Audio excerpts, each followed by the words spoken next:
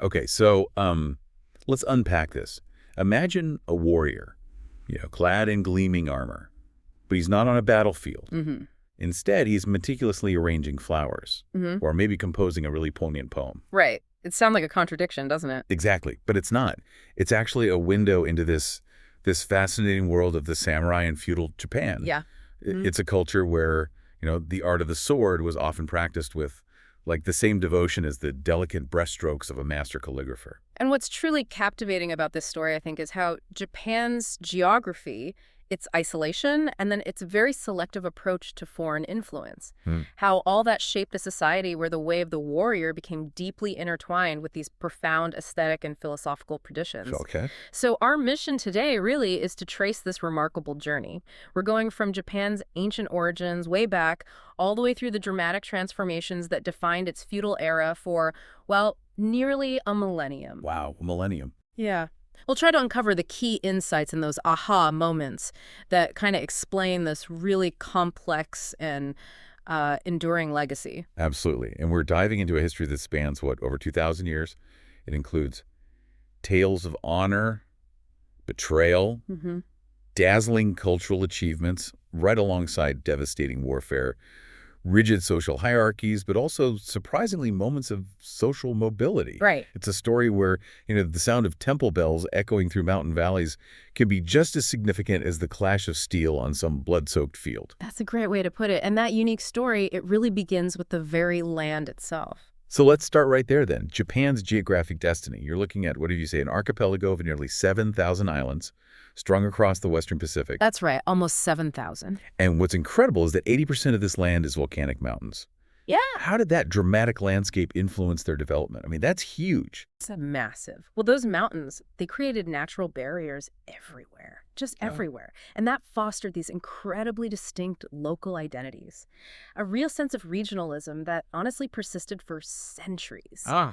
You've got dense forests covering steep slopes, narrow coastal plains, swift rivers. It's a dramatic, often pretty challenging setting. Yeah. But then the surrounding seas, they acted as both a protective shield, which allowed for this really unique cultural development without constant outside pressure. Right. Isolation. Exactly. But also, importantly, as a pathway for selective foreign influence, especially from the Asian mainland, China and Korea. Selective being the key word there. Totally. Right. This wasn't simple imitation, it was transformation. It was adapting things to fit their own context. And that's a pattern that really defines much of Japan's history. It really makes you think, doesn't it? Even today, with all our global interconnectedness, nations still feel those subtle influences of their physical landscape on their culture, their identity. Japan is just such a prime example of this. It's almost like its destiny was carved right into its bedrock. Absolutely. And moving further back in time, we find these echoes from the deep past, specifically the Jomon and Yayoi periods. These prehistoric periods, they established foundational elements of Japanese spiritual life, social organization, even technology that would, continue to resonate for millennia. Okay, the Jomon period, that's roughly 14,500 to 900 BCE. Incredibly ancient. Way back. So these were Japan's first settlers, probably arrived via land bridges during the last ice age. And they developed this, sophisticated hunting and gathering culture. They even created some of the world's earliest pottery, these distinctive cord-marked pieces, right? Often quite elaborate. That's right. The cord marking gives them the name Jomon. And they lived in these semi-subterranean pit dwellings, really in tune with the abundant forests and seas around them. And their spiritual practices. You mentioned those were foundational. Deeply foundational. Rooted in this profound reverence for nature spirits. Kami. This really laid the groundwork for Japan's indigenous religion, Shinto. And it subtly influenced Japanese sensibilities, their whole aesthetic, for millennia. You see it in those elaborate clay figurines they produced, the dogu. Yeah, the dogu, yeah. They suggest pretty complex ritual practices. They show this artistic sensibility even way back then. Okay, then around 900 BCE, things change. A profound cultural transformation begins with the Yayoi period. Big shift. New migrations arrive from the Asian mainland, bringing these revolutionary technologies like wet rice agriculture, weaving, metalworking. Yeah, suddenly you get bronze ceremonial objects, iron tools, iron weapons appearing. It dramatically increased agricultural productivity, and that led to more complex societal structures. How so? The But rice connection. exactly. This was a game changer because wet rice cultivation, it requires cooperative effort. You need complex irrigation systems. Right, you can't do that alone. Precisely. So this fostered more hierarchical social structures, the emergence of powerful clan leaders. And we start seeing the gradual formation of distinct political entities across the Japanese islands. Oh.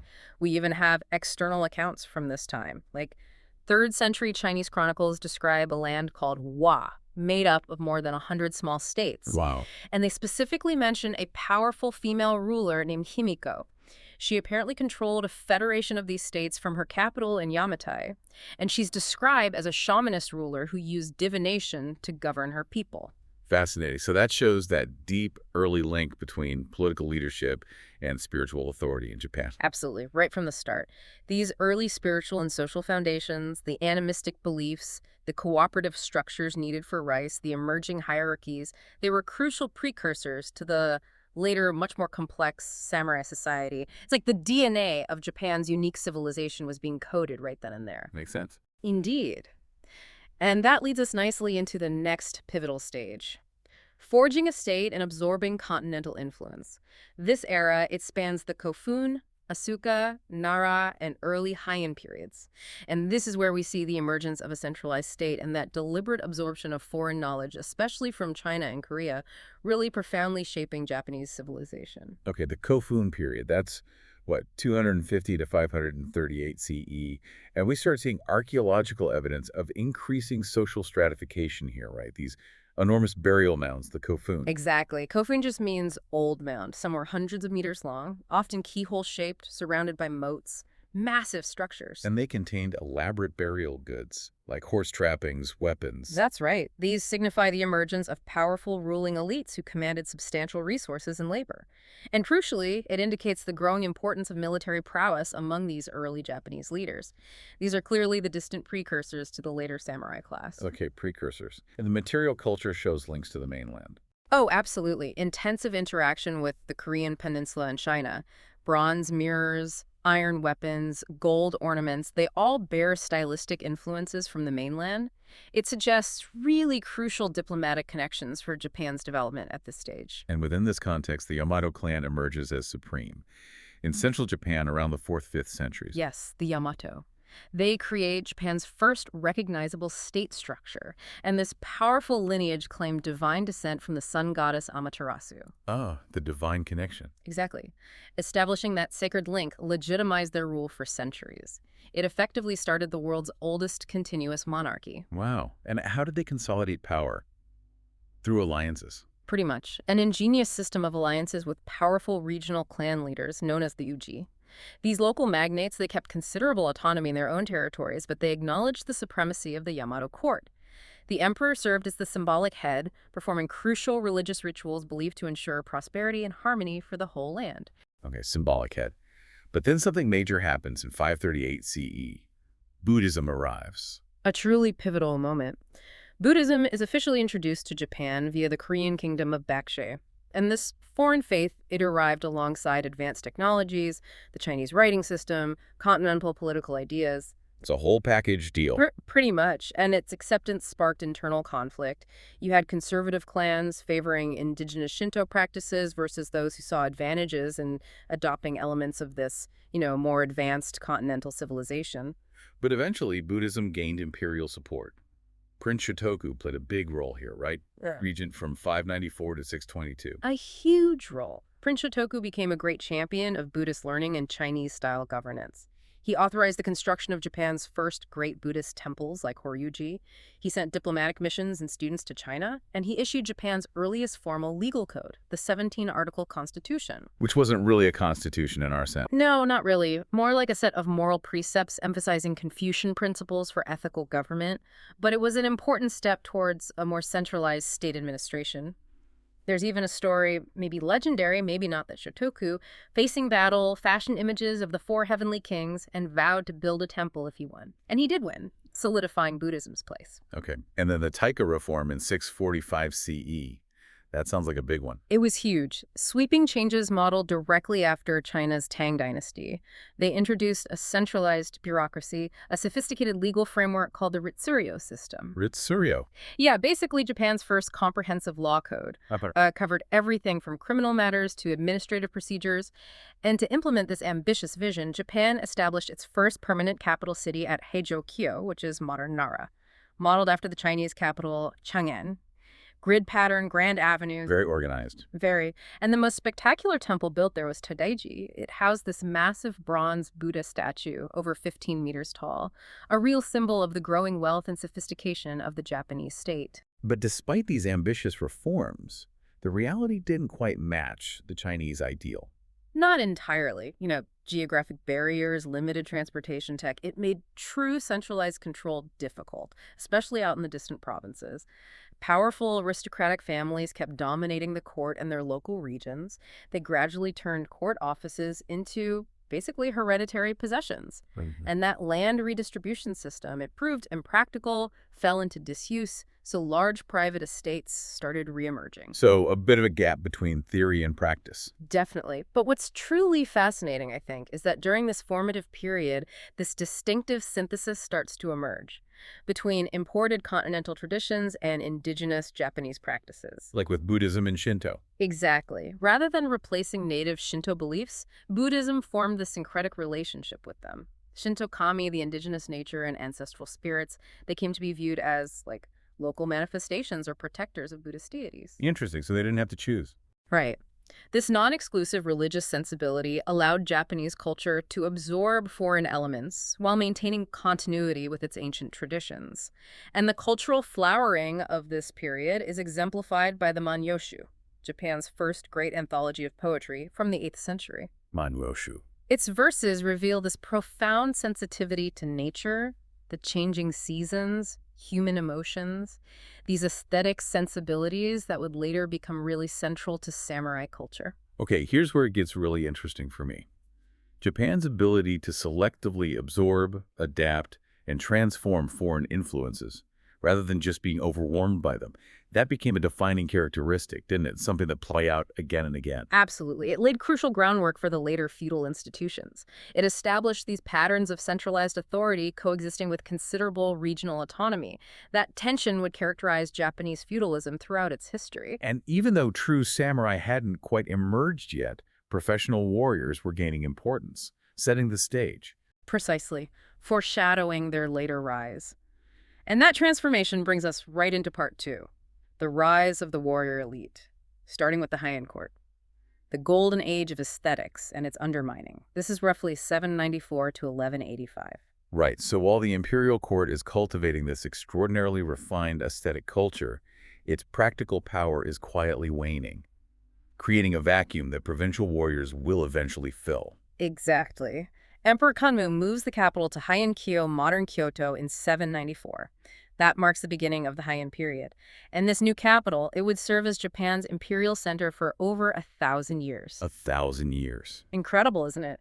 It was designed according to Chinese geomantic principles, a grand, elegant city built for the imperial family and this small circle of court nobles who monopolized all the highest government positions. Their world revolved around an extraordinarily refined culture. Aesthetic sensibility, literary accomplishment, elaborate court ceremonies. That was their focus. So beauty, poetry, calligraphy, music, nature appreciation, these were central values for them. Central. Absolutely central. And the most influential noble family of this era was the Fujiwara clan. Ah, yes, the Fujiwara. They dominated court politics, primarily by marrying their daughters to successive emperors. By positioning themselves as maternal relatives and regents to young emperors, the Fujiwara effectively controlled imperial authority, all while maintaining the fiction of direct imperial rule. Clever. Very.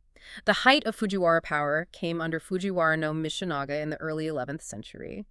He famously wrote in his diary simply, "This world, I think, is indeed my world." Wow, that says it all. Doesn't it? Captures just how absolute his power felt at that moment. What's surprising, though, is the influence women had during this period. Han aristocratic women enjoyed, well, unusual freedom and cultural sway, didn't they? They really did. Many received extensive education, literature, poetry, music. Some managed their own property, even engaged in politics. And most significantly, women produced much of the greatest literature of the age. They wrote in the vernacular Japanese language, not the formal Chinese used by men in official documents. And this includes The Tale of Genji. Exactly.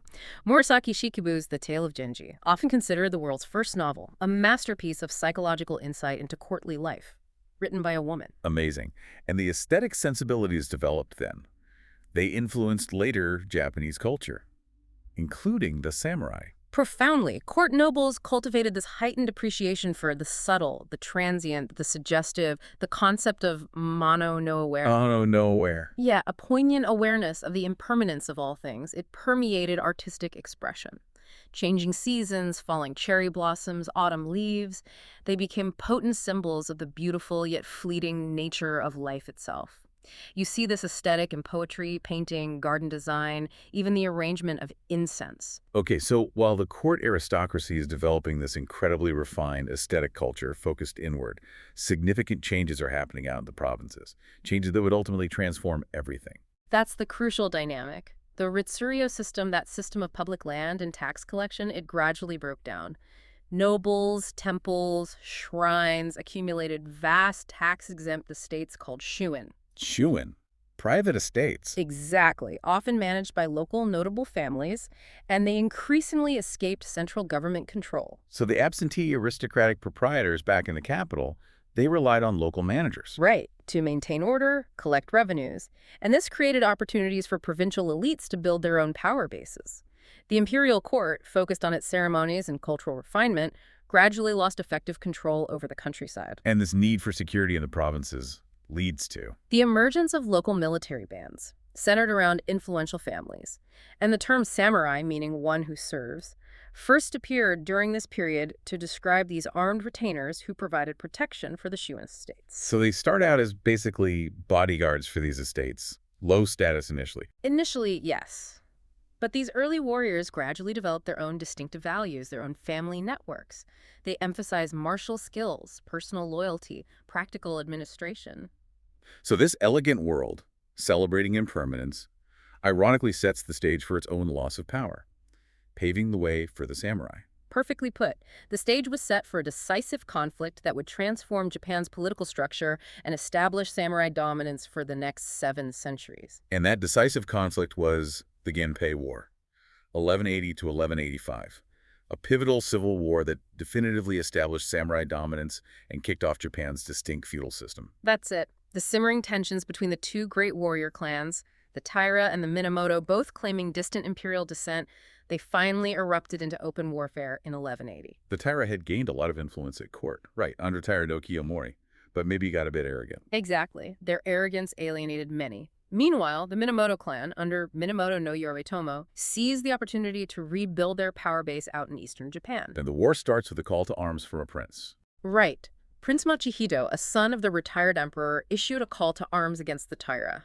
This appeal resonated with discontented warriors across the provinces.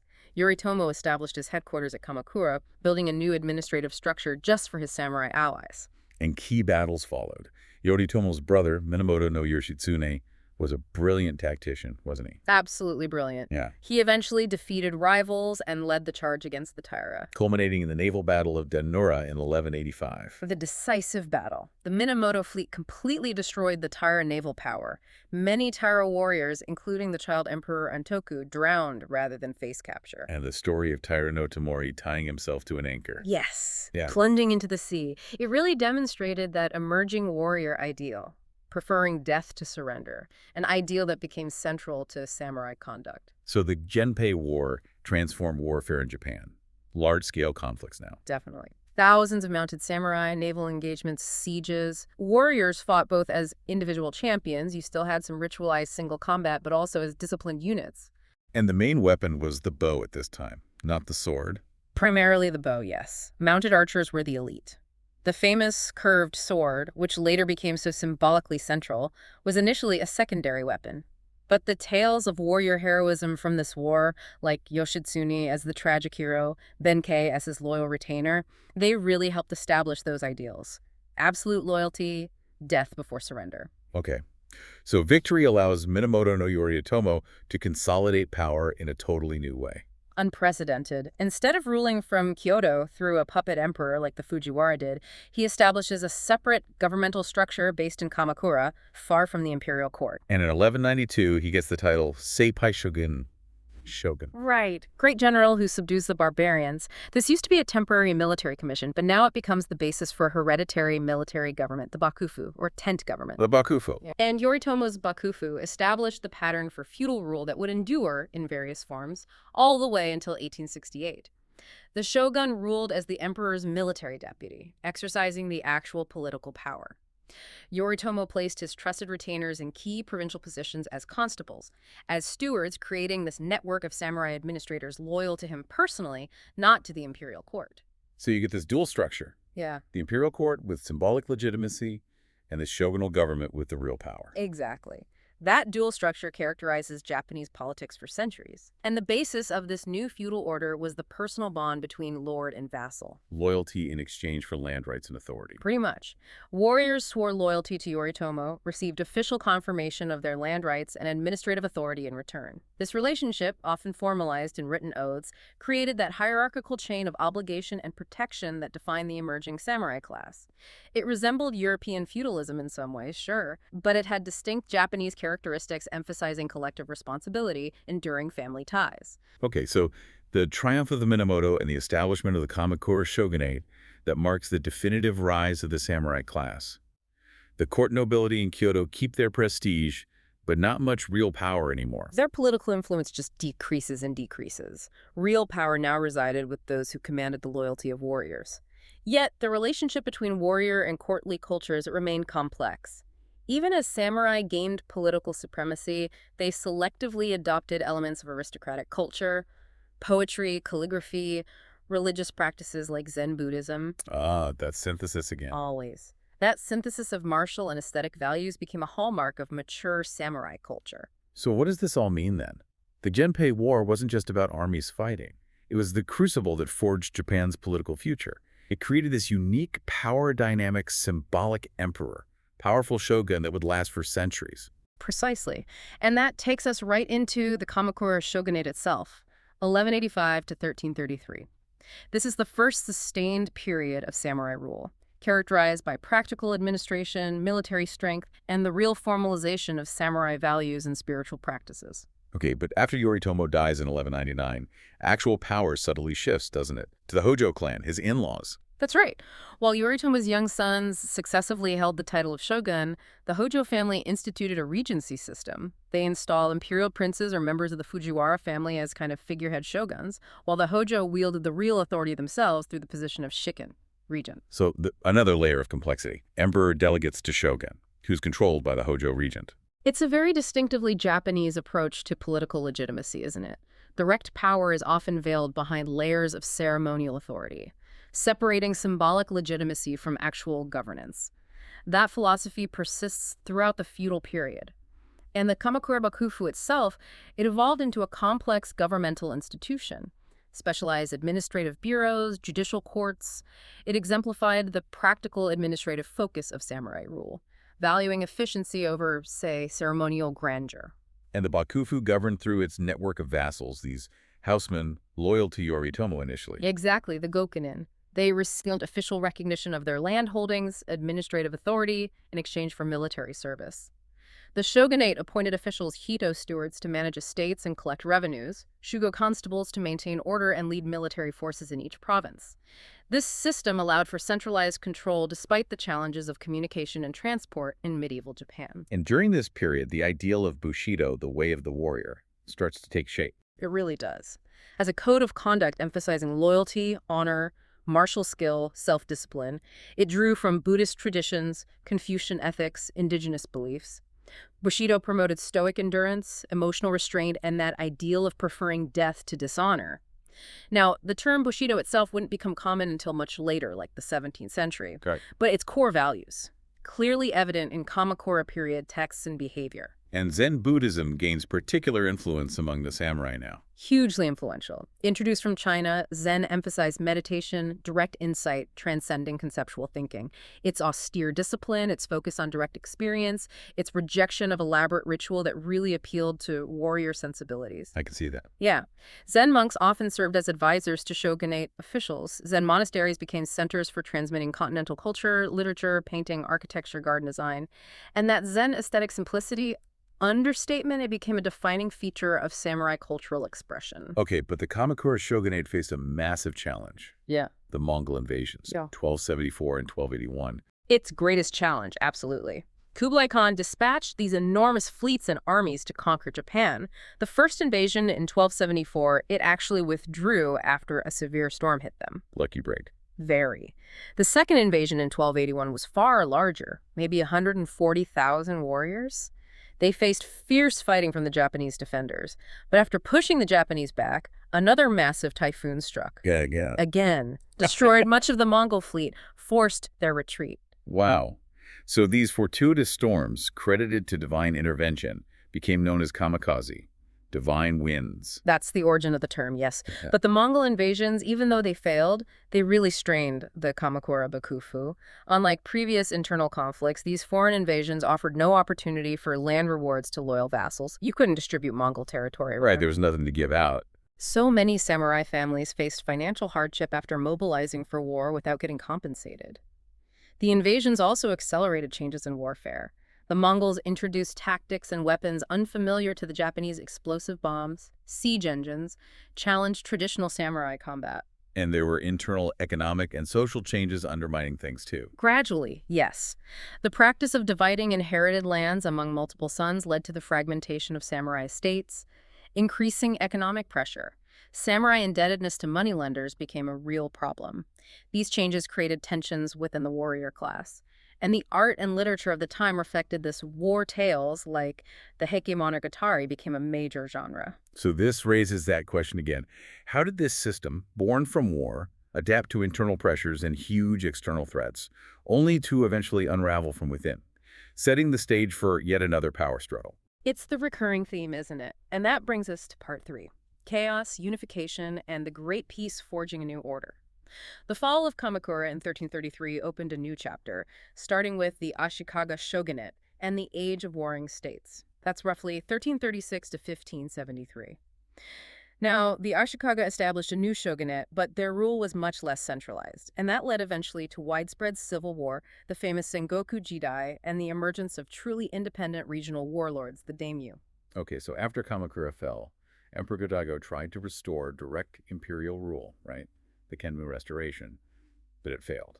Failed quickly. He rewarded court nobles instead of the samurai who had actually fought for him. Big mistake. Ashikaga Takauji, the powerful warrior who had initially supported Go-Daigo, he grew disillusioned, raised his banner in rebellion. By 1336, Takauji had seized Kyoto, established a new military government, and installed a rival emperor. Leading to that period of northern and southern courts, a split emperor situation. Exactly, a schism that lasted nearly 60 years.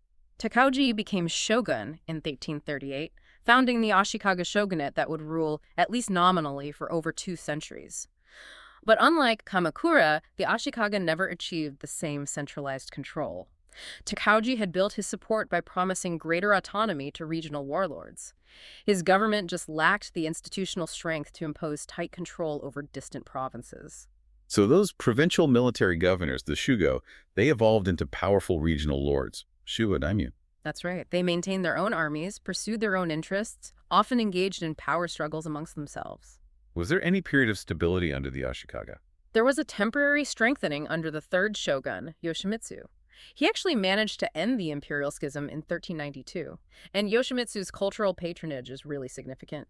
It exemplifies that distinctive synthesis of aristocratic refinement and samurai power that characterized the Muromachi period, named after the district in Kyoto where the Ashikaga had their headquarters. And he built the Golden Pavilion, Kinkakuji. He did, as a retirement villa, symbolizing that blend of Japanese and Chinese architectural styles. And this Muromachi period saw a lot of cultural flourishing, despite the political instability. Incredible cultural flourishing, particularly in the arts patronized by the warrior elite. Ink landscape painting reached new heights with artists like Sesshu Toyo. The art of garden design evolved, especially the dry landscape gardens, Karsansui using rocks and raked gravel to evoke landscapes and Zen principles. And no theater emerged then, too. Yes, no theater developed into this highly refined performance art, combining dance, music, poetry, masked drama. It distilled human experience, often focusing on spiritual transformation. Really resonated with samurai values of discipline and emotional restraint. Kanami and his son Zeami were the great masters, patronized by Yoshimitsu himself. And the tea ceremony, it evolved into something more formal. It did. From casual gatherings into a highly formalized ritual art expressing core Zen principles. The wabi aesthetic finding beauty in austerity, imperfection, natural processes that guided the development of tea practice. Masters like Murata Juko, and later the great Sen no Riki, established the spiritual and aesthetic foundations. It provided this structured social context where samurai could cultivate mental discipline, spiritual insight. But politically, stability eroded, leading to the Onin War. Yeah. While culture flourished, political stability gradually fell apart.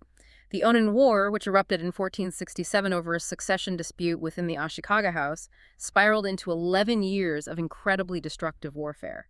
It devastated Kyoto, the capital, and led to the complete collapse of central authority. And that plunged Japan into the Sengoku period, the age of warring states. Exactly. Over a century of chaos, regional lords grew completely independent. Lower-ranking samurai overthrew their superiors' Gikokuju, the low overthrowing the high. A new class of Sengoku daimyo, warring states' lords, emerged, building their power purely through military strength, not through court appointments or lineage anymore. But even amidst this chaos, samurai culture continued to evolve. It did. The aesthetic concept of yugen, that sense of mysterious depth, profound grace, found expression in the arts. And the ideal warrior was increasingly expected to master both cultural and martial arts. That concept of bunbu ridu. Literary and military arts equally. Right. A successful samurai needed fighting skills, sure, but also administrative ability, cultural refinement, spiritual depth. You also see growing stratification within the warrior class itself. What's fascinating here is how, even in the midst of over a century of unrelenting warfare, Japan wasn't just collapsing. It was also nurturing these incredible artistic and intellectual developments, like pressure forming a diamond, you said. Exactly. The chaos didn't just break things down. It forced new forms of beauty, thought, and even political organization to crystallize, setting the stage for the next great transformation. Unification. And what a transformation. We're talking about the three great unifiers, Oda Nobunaga, Toyotomi Hideyoshi, and Tokugawa Ieyasu. These three extraordinary leaders, one after the other, basically forged a centralized state in the late 16th century. Through military innovation, ruthless determination, and sometimes incredible strategic patience. That's the trio. First, Oda Nobunaga, born 1534. Started as a minor daimyo, initially got this dismissive nickname, Fool of Owari, for his eccentric behavior. The Fool of Owari. Yeah, but beneath that unpredictable exterior lay a brilliant military mind. Open to innovation, totally unrestrained by tradition. His military innovations revolutionized Japanese warfare. He fully embraced European firearms, those matchlock arquebuses, introduced in 1543 by Portuguese traders. Even though they challenged traditional samurai combat values, the sword and bow. Completely. He organized specialized units of matchlock troops, trained them in coordinated volleys. At the Battle of Nagashino in 1575, his gunners famously decimated the previously invincible cavalry charges of the Takeda clan, showed the new primacy of firepower. He also emphasized disciplined infantry formations over individual prowess, developed logistics, very modern in his thinking. And beyond the battlefield, administrative reforms. Yes, strengthened central authority, conducted comprehensive land surveys for better taxation, eliminated internal toll barriers to promote commerce, disarmed the peasantry through sword hunts to prevent uprisings.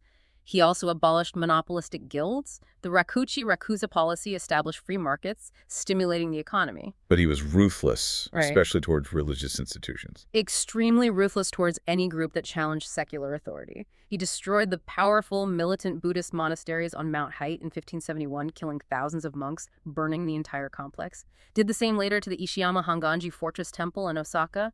Removed obstacles to centralization, but earned a reputation for brutality. And his downfall was sudden.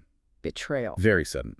By 1582, he conquered central Japan, was positioned to complete national unification, but he was betrayed by one of his own generals, Akechi Mitsuhide, and forced to commit suicide at Hanaji Temple in Kyoto. cut short his ambitions but created the opportunity for his most talented general. Toyotomi Hideyoshi. Exactly. Hideyoshi's rise is one of history's most remarkable stories of social mobility. Born a peasant farmer's son in 1537, entered Nobunaga's service literally as a sandal bearer. From sandal bearer to ruler of Japan. Incredible, right? Rose through the ranks through sheer talent, cunning, psychological insight, military genius. After Nobunaga's death, Hideyoshi moved incredibly quickly, avenged his lord, systematically extended his control across Japan military campaigns, clever diplomacy. By 1590, after defeating the Hojo clan at Odawara Castle, he'd completed the military unification of Japan. But he couldn't become shogun, right? Because of his common birth. Correct. That title required imperial lineage, which he lacked. So instead, he obtained prestigious court titles, eventually becoming imperial regent Kampaku. He maintained the imperial institution as a source of legitimacy, but effectively controlled all significant political decisions. Distributed territories to loyal vassals, required daimyo throughout Japan to swear personal loyalty to him. And he implemented some sweeping social policies. Very sweeping. Another, more thorough sword hunt in 1588 to disarm the peasantry. Even more comprehensive land surveys than Nobunaga's, clarifying ownership, standardizing taxation. And the class separation edicts, freezing social mobility. Yes. Formalized that rigid four-class hierarchy that would characterize the later Edo period.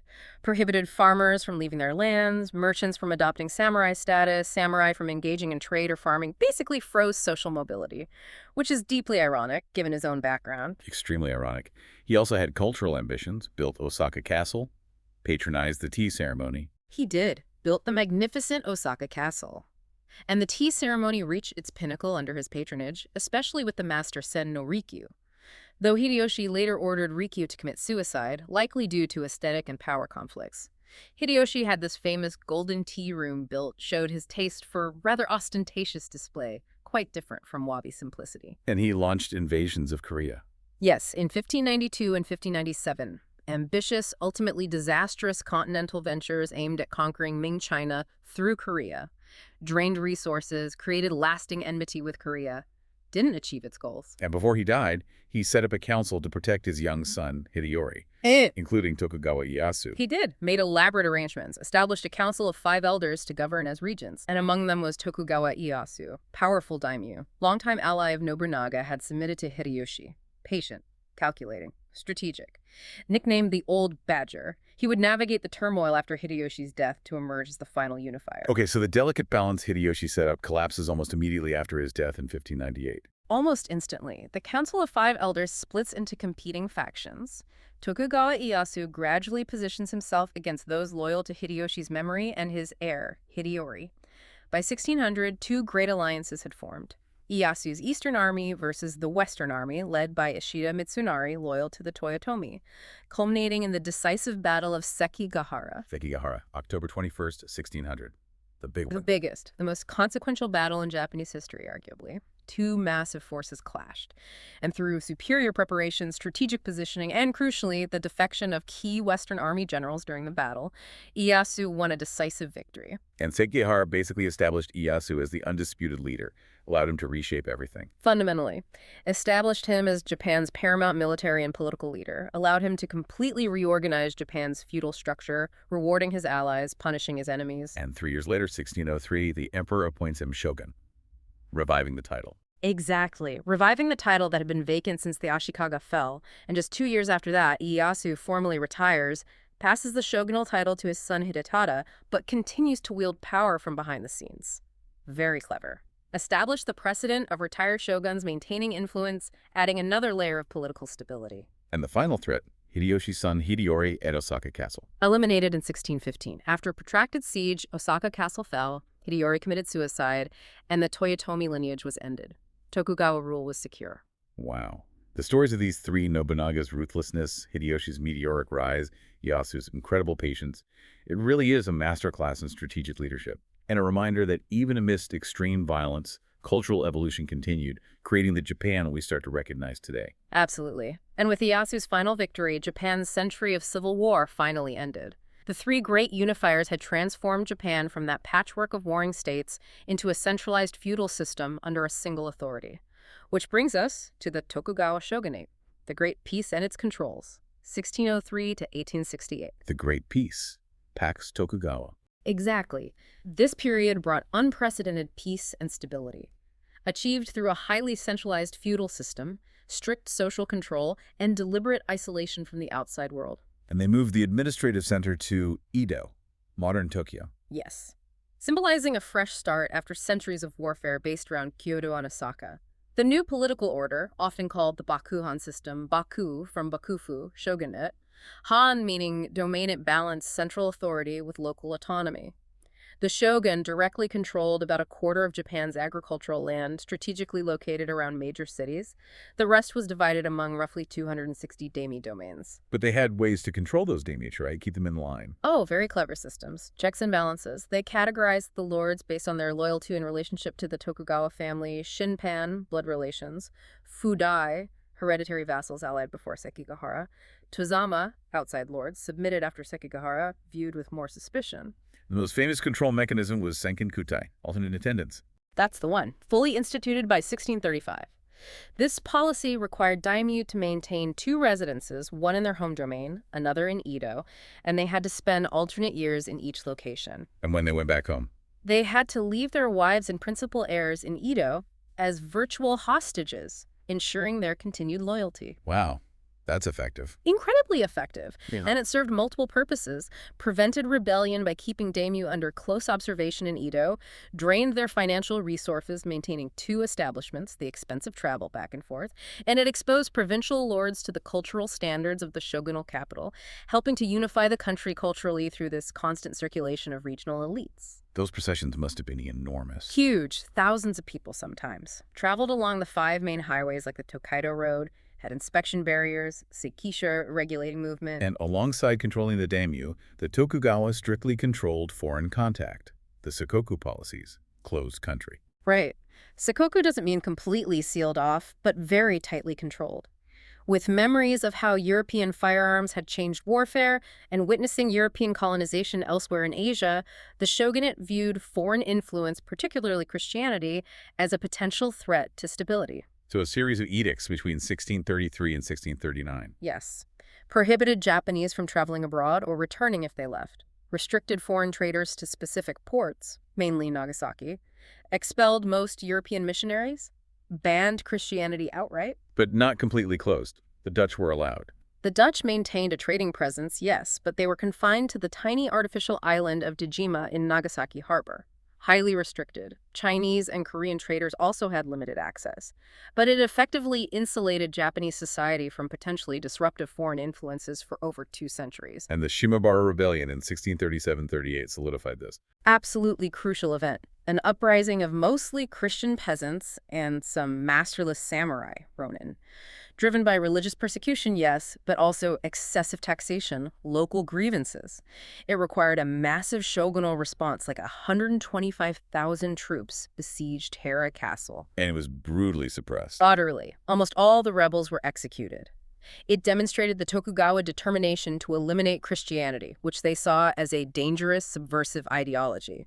After Shimabara, anti-Christian policies intensified, religious registries, the Fumi rituals. Where people had to step on Christian images. Exactly. To prove they weren't secret believers, Shogun Iemitsu, the third shogun, was particularly paranoid about Christianity. In 1640, when a Portuguese trade delegation arrived hoping to reopen relations, they were executed as a stark warning. The official statement basically said, if the King of Portugal or even the God of the Christians were to come, they would all pay the very same penalty. Chilling. And the Tokugawa social order was formalized into that rigid four-class hierarchy, based on Neo-Confucian ideas. Yes. Top were the samurai, about 6% of the population, now serving as administrators, bureaucrats, scholars, not active warriors. Below them, farmers, seen as the honorable producers of food, then artisans, creators of useful objects, and finally, merchants, technically the lowest rank despite often having substantial wealth because they were seen as non-productive profiteers. And below them, outcast groups like the Eta and Hinin. And social mobility was frozen. Largely frozen by law. Farmers couldn't leave land. Merchants couldn't adopt samurai status. Samurai couldn't engage in trade, designed for stability. What's fascinating here is how Ieyasu and his successors designed a system not just to win wars like Nobunaga or Hideyoshi, but to prevent them. Freezing social mobility, isolating Japan, all in the name of unprecedented stability. The Great Peace. Exactly, but that unprecedented peace, it brought its own set of challenges, particularly for the warrior class itself, which takes us to part 4. The samurai in peace and transformation adapting to a new reality. And the first point here is the samurai's identity crisis and evolution. Right. With peace, the samurai class faced this profound identity crisis. They transformed from battlefield warriors into administrators and scholars. And their defining code, Bushido, paradoxically reached its most developed form during this peace. That's the core of it. No longer active warriors engaged in constant battle, samurai became administrators, bureaucrats, scholars. This created a deep identity crisis for a class defined by martial values, now living in an era of unprecedented peace. What did it mean to be a samurai anymore? So the ideal of the literate warrior, bunborizu, literary and military arts, gained new emphasis. Exactly. Samurai studied Confucian classics, practiced calligraphy, composed poetry. They still maintained martial disciplines, but through practice kendo, archery ranges rather than battlefield experience, martial arts themselves evolved into more codified forms, often emphasizing spiritual development as much as combat effectiveness. And Bushido, the way of the warrior, it reached its most developed form during this long Tokugawa peace, not during the constant warfare before it. That seems counterintuitive. It does, doesn't it? But it makes sense when you think about it. During wartime, actions speak louder than words. During peacetime, you need a formal code, an ideology, to justify your existence, your social dominance. Bushido provided that moral framework. It emphasized loyalty, honor, self-discipline, death over dishonor, drew from Confucian ethics, Zen Buddhism, Shinto traditions. It justified samurai rule and helped channel potentially disruptive warrior energies into acceptable forms. Okay. But economically, things changed dramatically for them, too. Dramatically. Most samurai became stipended retainers. They lived in castle towns, receiving fixed stipends of rice from their daimyo lords rather than being landholders themselves. And these stipends were often inadequate, especially as a money economy developed. So they faced financial pressure. Debt. Huge financial pressure.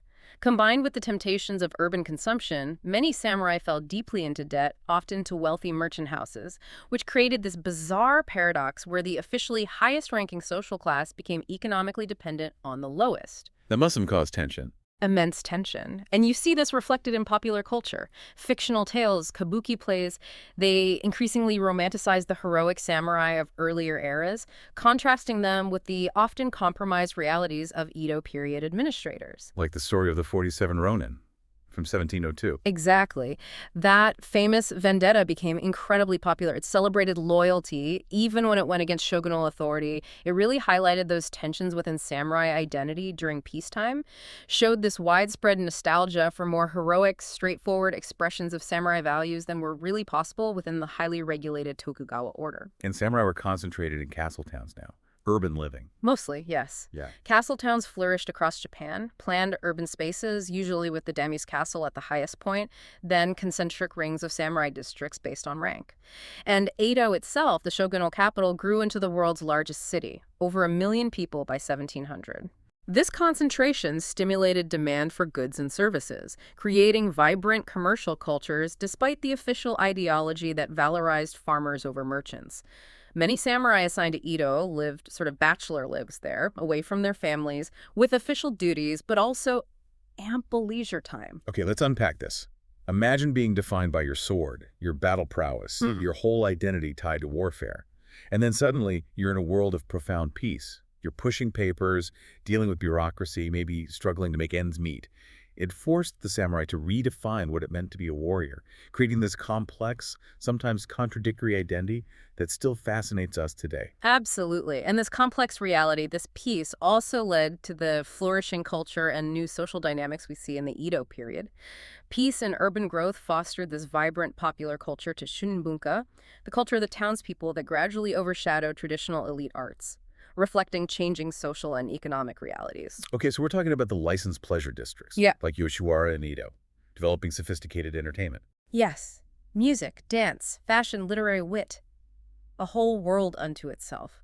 And kabuki theater evolved from its rougher street performance origins into a major dramatic art form. Professional troupes, star actors who were like celebrities. And bunraku puppet theater also reached maturity. It did.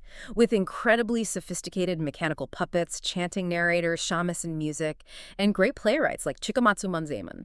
His works often explored that classic conflict between social obligation, giri, and personal feeling, ninju, themes that resonated deeply in that rigidly structured society. And ukiyo-e prints, pictures of the floating world. The iconic art form of the era, woodblock prints depicting scenes of everyday life, beautiful courtesans, famous landscapes, kabuki actors, they were mass-produced, making them affordable to a wide audience, created a thriving market for popular art. Artists like Hokusai, his Great Wave off Kanagawa, is probably the most famous Japanese artwork ever, and Hiroshiki Utamaro, they captured the dynamism of this urban world. And literature flourished too, haiku poetry, novels. Absolutely. The great haiku poet Matsuo Basho perfected the art of capturing fleeting moments of beauty and insight in just 17 syllables during this period.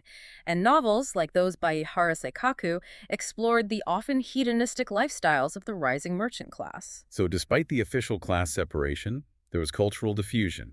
Samurai tastes adopted by merchants, farmer ethics influenced by samurai codes. Definitely. Culture flowed across those official boundaries. Wealthy merchants adopted samurai aesthetic tastes in their homes, their clothing. Farmers incorporated elements of samurai ethical codes into village moral structures. Even outcast groups developed their own internal codes of honor. It created this distinctively Japanese civilization that really transcended formal class lines. But there were economic shifts causing tension. The rise of a commercial economy. Huge shifts. The most significant was the steady growth of this sophisticated commercial economy, increasingly divorced from the agrarian foundations of feudalism. Osaka became the commercial hub, the kitchen of Japan, where rice collected as tax was converted into cash through commodity markets.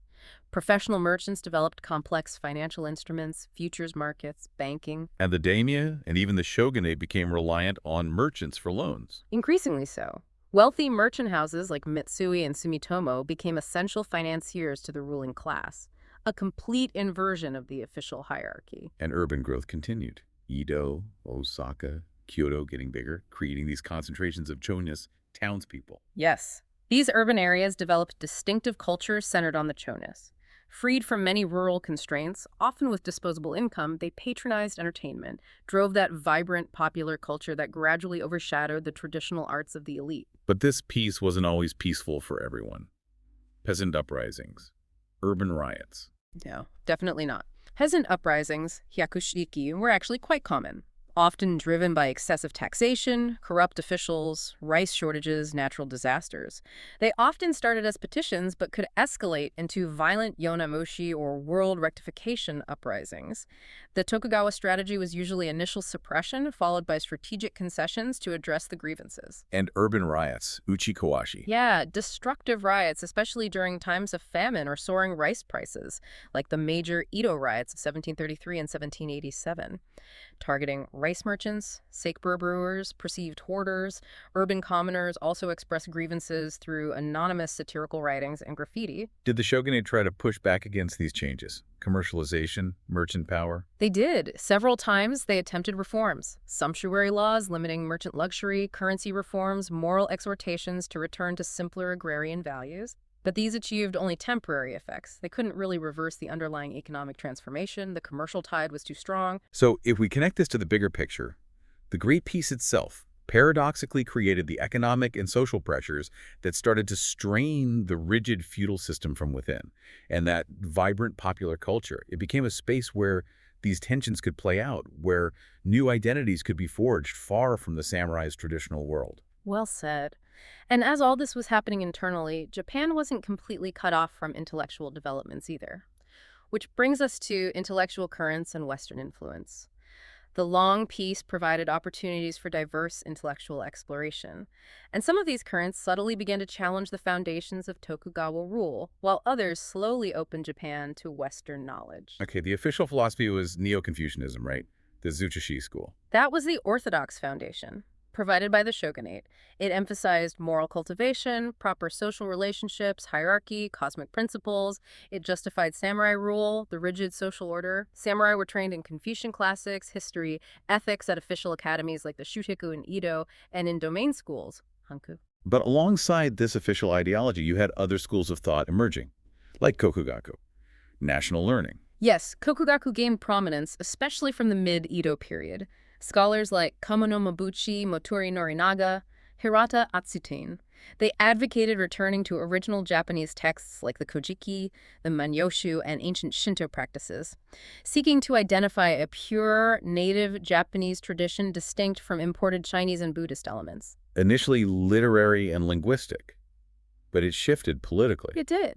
Especially with Hirada Atsutane later on, the focus expanded to ancient Shinto practices, the divine origins of the imperial line.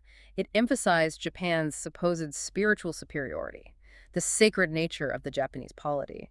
And this, unintentionally perhaps at first, contributed to an emerging nationalism that implicitly questioned the legitimacy of the shogunate, which ruled in the emperor's name but wasn't the emperor himself. Elevated imperial authority. Interesting. And then there was Western knowledge filtering in. Through the Dutch? Right. Rangaku, or Dutch learning, filtered through that narrow channel of contact with the Dutch traders confined to Dejima in Nagasaki.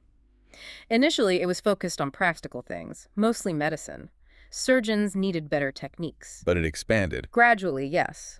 Rangaku scholars expanded their interest to astronomy, geography, botany, physics, even military science. Translations of Dutch texts introduced Copernican astronomy, Newtonian physics, modern anatomical understanding to Japanese intellectual circles. And this challenged traditional views. Profoundly. These scientific concepts challenged traditional East Asian cosmology. They demonstrated Western technological advancement. Sugita Genpaku's Kaitai Shinsho, an anatomy text published in 1774 based on a Dutch translation, was a landmark.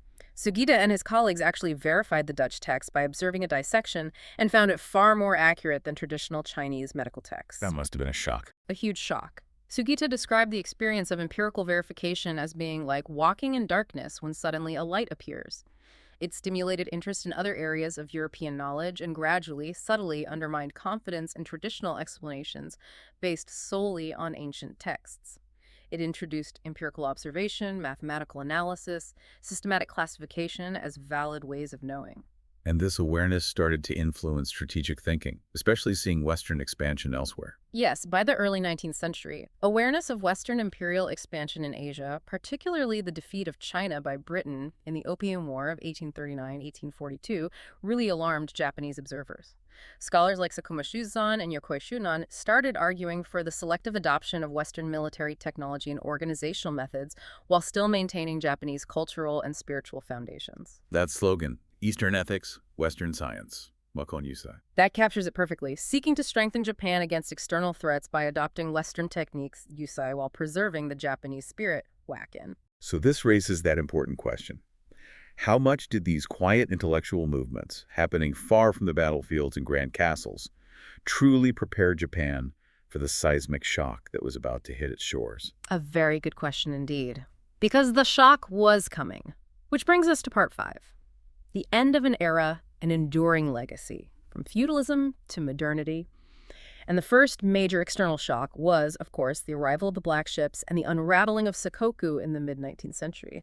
This external pressure, epitomized by Commodore Perry's arrival, shattered Japan's centuries of relative isolation, exposed its military vulnerability, and triggered a profound political crisis. Right. Western imperial pressure had been mounting for a while. Russian, British, American ships showing up more often. Increasingly so from the late 18th century onward, the United States, needing Pacific coaling stations for its steamships and ports for its whaling fleet, was particularly interested in opening Japan. And then Commodore Matthew Perry arrives in July 1853 in Edo Bay with the black ships. 4 of them initially. Steam-powered warships.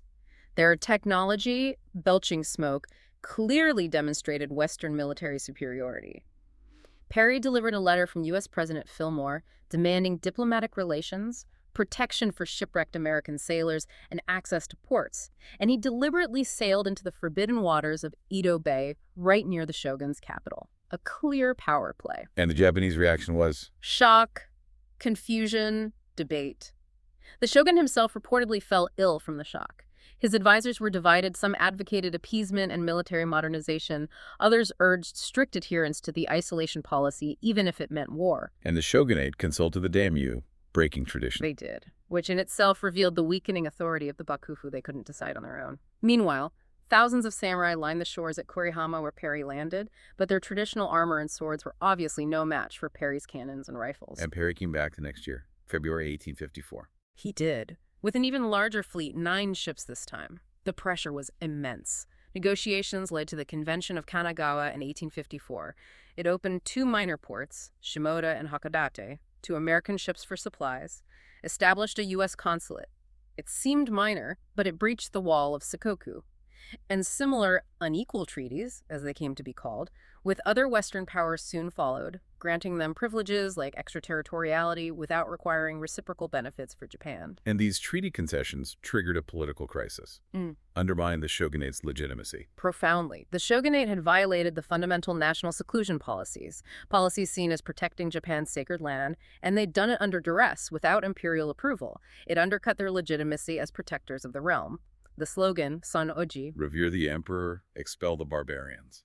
Exactly. It gained huge popularity, especially among lower-ranking samurai in domains far from Tokugawa control, like Choshu and Satsuma. Anti-foreign incidents multiplied attacks on foreigners, assassinations.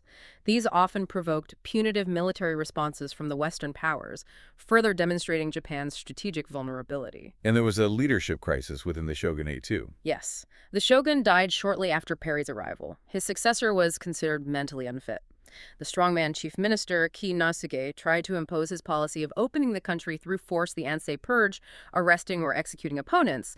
But his assassination in 1860 by anti-foreign samurai right outside Edo Castle showed the regime's inability to contain the growing political violence. And powerful domains like Satsuma and Choshu emerged as centers of opposition, advocating imperial restoration and westernization. That's the key shift. Initially, Sonojus meant literally expelling foreigners. But after suffering humbling defeats themselves, Satsuma bombarded by the British Navy in 1863, Choshu forts destroyed by a combined Western fleet in 1864, many leaders in these domains realized that expelling the foreigners was impossible without first adopting their technology and modernizing Japan. So the goal shifted. Overthrow the weakened shogunate, restore the emperor to direct rule, and then modernize rapidly to strengthen Japan. So the last shogun, Tokugawa Yoshinobu, tried reforms, but it was too late. He did implement military reforms, purchased Western weapons, hired French military advisors, but it was too little, too late. The momentum was against the Bakufu. Okay, here's where it gets really interesting again. The arrival of Perry's black ships wasn't just a foreign intrusion. It was the ultimate catalyst. It exposed every underlying tension, every contradiction within the Tokugawa system, set off this chain reaction that would completely dismantle centuries of feudal rule. Absolutely. And that chain reaction led directly and incredibly rapidly to the Meiji Restoration. Starting in 1868 and unfolding into the early 20th century, this was a radical, really revolutionary transformation, led largely by young, energetic samurai from those anti-Tokugawa domains. It rapidly dismantled the entire feudal system, centralized power under the emperor, and modernized Japan at breakneck speed to compete with the Western powers. So Tokugawa Yoshinobu formally resigned as shogun in late 1867. But that wasn't the end. Not quite. Radical elements from Satsuma and Choshu weren't satisfied. On January 3, 1868, their forces seized the imperial palace in Kyoto and proclaimed the restoration of direct imperial rule under the young Emperor Mutsuhito, who took the era name Meiji, meaning enlightened rule. And when Yoshinobu resisted, the Boshin War broke out. A brief but decisive civil war, 1868-1869. Tokugawa forces were defeated relatively quickly. Some resistance continued in the north, but the final surrender at Hakodate in Hokkaido in 1869 marked the definitive end of feudal military government in Japan. And the Meiji Restoration government, led by the young emperor and these Jonru, elder statesmen from Satsuma, Choshu, etc., they were determined to modernize, to avoid colonization. Utterly determined. Their driving slogan became Fukoku Kishei, rich country, strong army. They saw modernization not just as desirable, but as essential for national survival in the face of Western imperialism.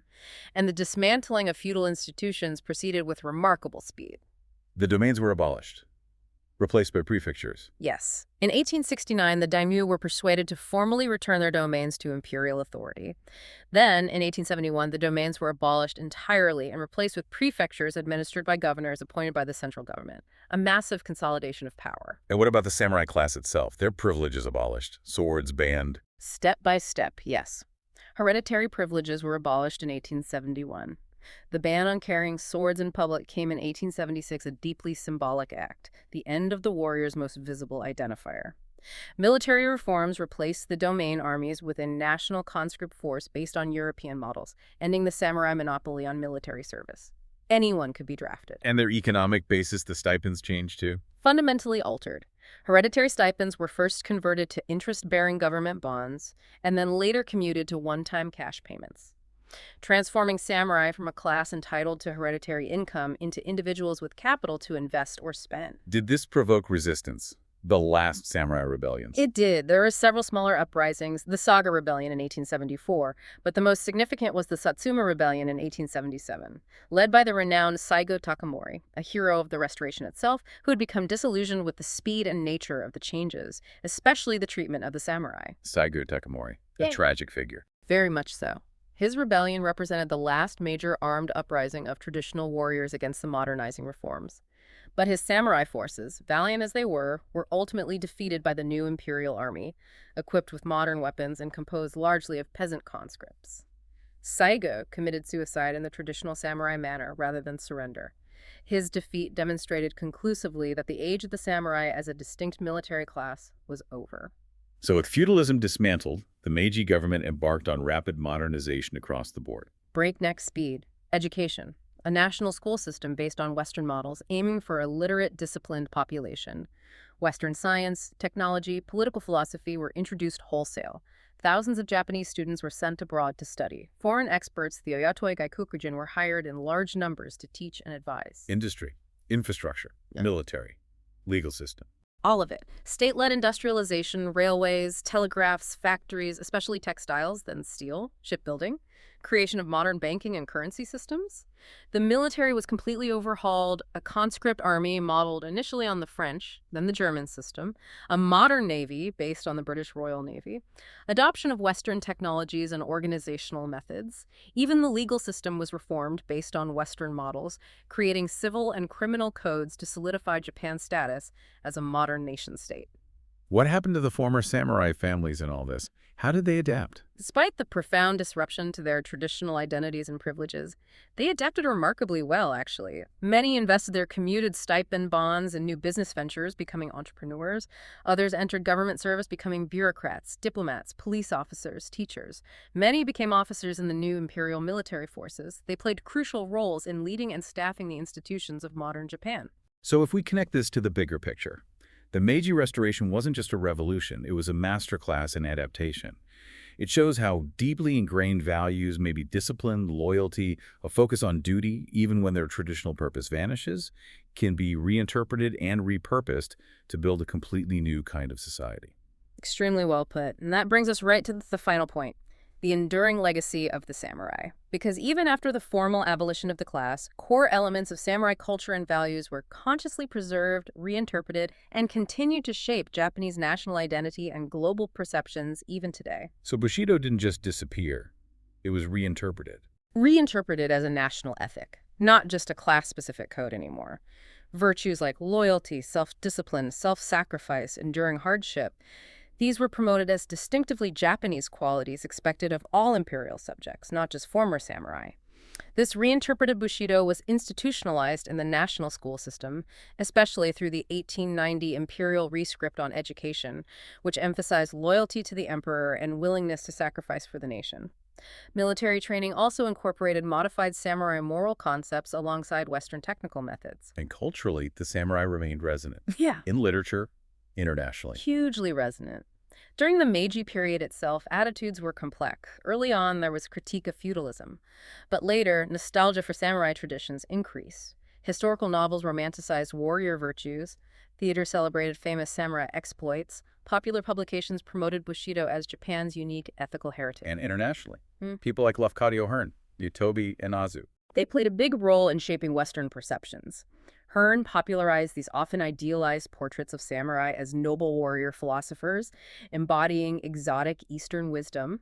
Yutobi Enazu's book, Bushido, The Soul of Japan, published in English in 1900, was hugely influential. It presented samurai ethics as Japan's equivalent to Western chivalry, emphasizing the aesthetic and spiritual dimensions, perhaps downplaying some of the harsher realities. And this resonance continued through the 20th century and into the 21st. Absolutely. While undergoing continuous reinterpretation, Japanese militarists in the 1930s and 40s emphasized the martial aspects, the willingness to die for the emperor. After World War II, More humanistic interpretations stress the cultural and spiritual dimensions, Zen influences, artistic sensibilities. Today, you see this legacy everywhere, from serious scholarly examination to creative reimagining in manga, anime, video games that have a massive global audience. Tourism, martial arts, cultural performances, they constantly invoke samurai imagery as emblematic of Japanese cultural distinctiveness. So there are persistent influences in aesthetics, ethics, martial arts. Definitely. Aesthetic sensibilities developed through centuries of samurai patronage are still visible in contemporary Japanese design, architecture, artisan traditions. Ethical concepts derived from Bushido notions of duty, perseverance, group loyalty, attention to detail arguably still influence modern Japanese corporate culture, educational philosophy, even interpersonal etiquette. And martial arts like kendo, judo, aikido, originally rooted in samurai combat techniques, have evolved into global practices emphasizing personal development, discipline, and philosophical insight. So the samurai story offers broader lessons about power, values, tradition, change. I think so. It offers insights into how societies organize power, cultivate values, navigate the complex relationship between tradition and change. That inherent tension in samurai culture between violence and refinement, loyalty and ambition, tradition and innovation, it reflects broader human experiences. This raises an important question then. How does a society reconcile its past, particularly a past defined by a warrior class like the samurai, with its present and future? Japan's ongoing engagement with a samurai legacy in all its complexity reminds us that history isn't just something that happened back then, it's a living, breathing part of who we are today. Well said. We've just taken a really deep dive, haven't we? Nearly 1,000 years, maybe more, of Japanese history, from those ancient Jomon hearths right up to Perry's black ships and beyond. Tracing how mountains and seas, swords and poetry, emperors and shoguns, Buddhism and Shinto, internal pressures and external shocks, how they all wove together to create this civilization unlike any other. The story of the samurai in feudal Japan, it really does offer profound insights. It really does. And if we connect this to the bigger picture one last time, the samurai's story, it's far from being just some historical curiosity. It offers, I think, a profound reflection on a universal human challenge. How do we maintain our core values, our unique identity, in a world that's constantly changing, constantly throwing external pressures at us? Japan's journey from the way of the warrior to becoming a global innovator continues to provide a really compelling, complex answer to that question. Definitely something for you to mull over. What aspects of your own culture, or maybe even your personal history, are similarly shaped by traditions that seem to have faded on the surface but still subtly guide you, still echo in the present? Until next time, keep digging, keep learning, and keep finding those surprising nuggets of insight.